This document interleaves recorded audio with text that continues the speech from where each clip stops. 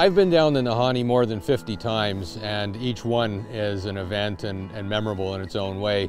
And Deadman Valley always holds an aura of mystique. It seems to create its own weather. The mists come rolling in, and the large expanses of Prairie Creek fan create strong convectional winds, which create very powerful gusts. It just seems to be its own place, have its own spirit. Deadman Valley is a real focal point of the park because we have Prairie Creek coming in from the mountains to the north. We have the Tolagacho Plateau overlooking to the south. We have Second Canyon above us, which the river runs into the Deadman Valley, and then it's also the entrance to the steepest and the deepest of all of the canyons.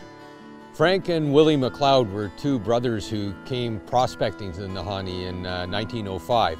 And they didn't return, and their uncle came to look for them in 1908.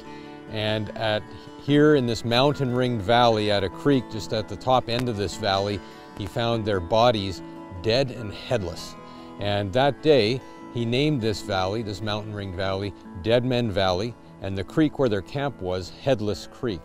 And from that story and event, the stories of the Nahanni quickly spread through popular culture, and Nahanni was referred to as the river of headless men, and this was known as Headless Valley for many years. And it colored the Nahanni and started its place in Canadian culture and Canadian mythology. There were many suppositions about why the brothers were found dead and headless. Some say they were murdered by a third partner who was with them. Some say that they were murdered by native people in the area, but most suspect they starved to death. Why were the men headless? One can suppose that perhaps they were decapitated, but it's generally known that when a person has been left dead in the wilderness for a period of time, their bodies decompose and the animals come and scavenge, and so it's possible that a head can end up here and an arm over there and so forth. So it likely wasn't any nefarious activity.